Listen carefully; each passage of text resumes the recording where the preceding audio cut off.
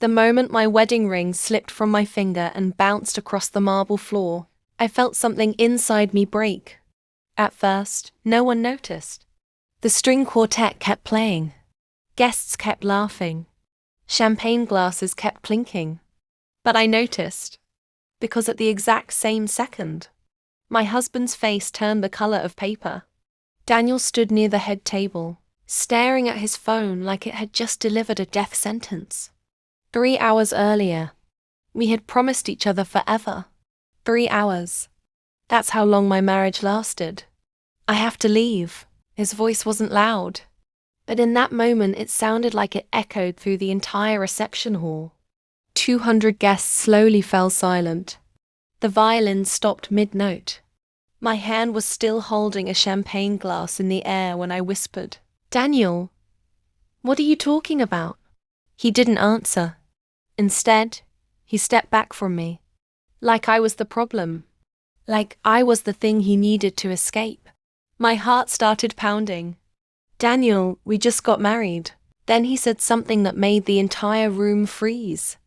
"I made a mistake, not a joke, not a misunderstanding. A mistake." And before I could even process those words, my husband turned around, walked straight through the crowd, and disappeared out the doors of our own wedding reception. Just like that. No explanation. No goodbye. No apology. Just silence. If you've ever watched your entire life collapse in a single moment, you know exactly how that feels. But here's the part that still haunts me. That text message? The one that destroyed my marriage in less than 10 seconds. I wouldn't discover the truth behind it until 5 years later. And by then, everything had already changed. My name is Rachel, and this is the story of the day my husband abandoned me at our wedding. Rachel. That's the name everyone kept repeating that night. Soft voices. Concerned whispers. "Rachel, are you okay? Rachel, sit down. Rachel, drink some water." But the truth was, I couldn't hear most of it. Everything around me felt distant, like I was underwater. My wedding dress felt heavier by the second. The lights in the reception hall suddenly seemed too bright. 200 guests were staring at me. My parents looked confused. My bridesmaids looked terrified. And my husband was gone. My maid of honor, Lily, gently took the champagne glass from my shaking hand. "Rachel," she whispered, "maybe there's some explanation." But I already knew something was wrong. Daniel wasn't the kind of person who panicked. He was calm, logical, controlled. That's exactly why what happened felt so terrifying. Because whatever message he saw on that phone, it had scared him enough to abandon his own wedding. And that didn't make sense. 10 minutes passed, then 20. Still no sign of him. Finally, my father stood up and walked toward the doors Daniel had disappeared through. "I'm going to find him," he said. But he came back alone. "He's gone," my father said quietly. "His car isn't in the parking lot." A quiet wave of murmurs spread through the room. Gone? How does a groom just disappear? Then Lily's phone buzzed. She looked down at the screen, and her face changed instantly. Slowly, she looked up at me. "Rachel," she said carefully. "What?" I asked. She hesitated. Then she turned her phone toward me. It was a message from Daniel, and the words on that screen made my stomach drop. "Don't try to find me. I'm sorry, but this marriage can't happen." The room felt like it started spinning. But the most terrifying part wasn't the message itself. It was the timestamp. Because Daniel sent that text after he had already left the building, which meant something had happened before that.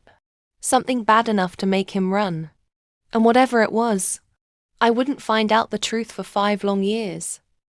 The first week after the wedding, I barely remember anything. People kept telling me I was strong. But the truth, I was barely functioning. I stayed in my apartment with the curtains closed, still staring at the wedding photos that had been taken. only hours before everything collapsed. Daniel looked so happy in them. That's what confused me the most. Because this wasn't a man who looked like he was planning to run away. Something had changed. Suddenly, my sister tried to help. Friends brought food. My mother called every day. But none of that answered the only question that mattered. Why? Why would someone promise you forever and then disappear 3 hours later? After 2 weeks of silence, I finally decided to stop waiting.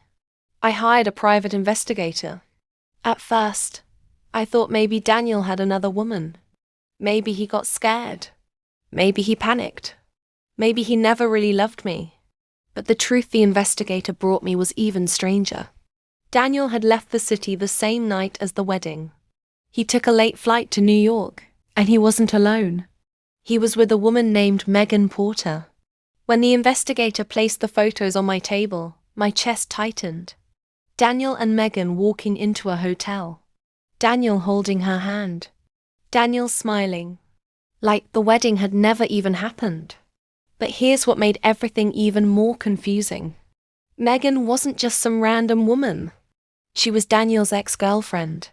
The one he always told me was completely in the past. According to the investigator, she had contacted him 3 months before our wedding. 3 months.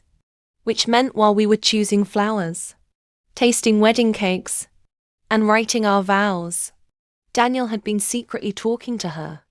That should have been the end of the story. A cheating husband.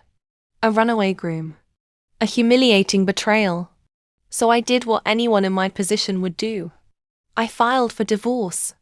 6 months later, it was finalized. No calls. No explanation. No apology. Daniel completely vanished from my life. And for 5 years, I believed the story was simple. He chose her.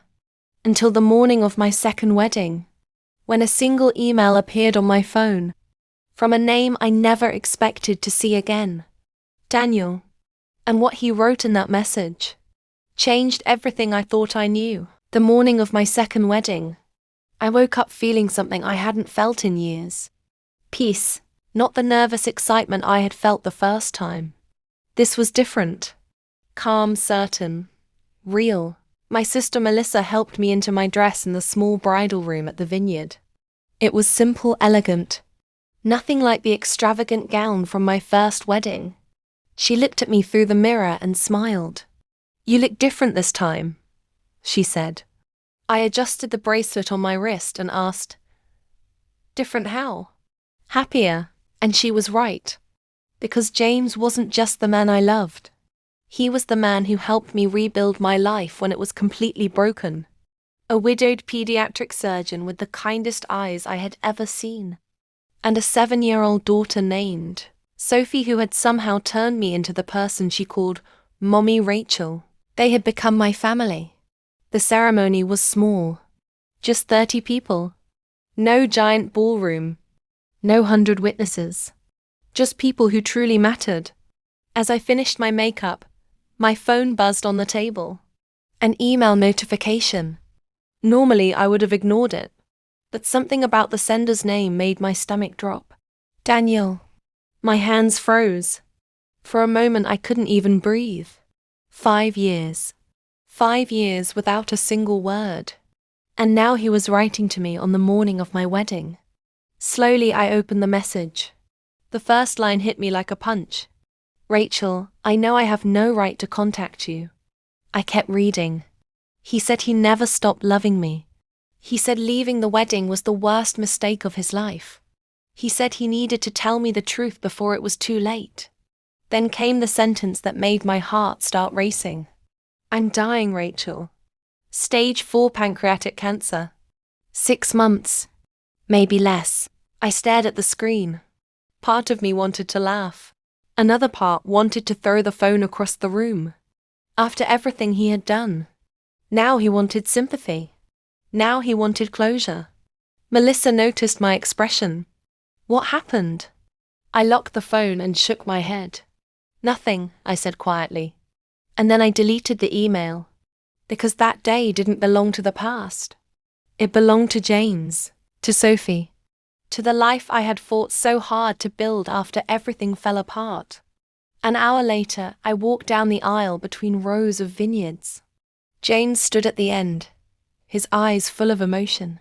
Sophie tossed flower petals with absolute concentration, like it was the most important job in the world.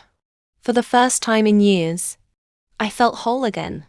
But just when I thought the past was finally gone, the doors of the reception opened, and standing there was Daniel. But he didn't look like the man I remembered. He looked like a ghost, and he had only one thing to say. "Rachel, please, just 5 minutes." Daniel stood in the doorway of the winery like a ghost from another life.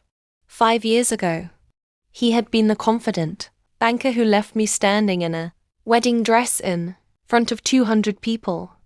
Now he looked fragile, pale, leaning on a cane. The entire room went silent.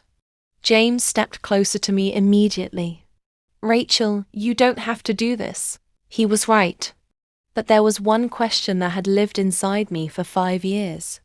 So I looked at Daniel and said quietly, 5 minutes. We stepped outside onto the terrace overlooking the vineyard.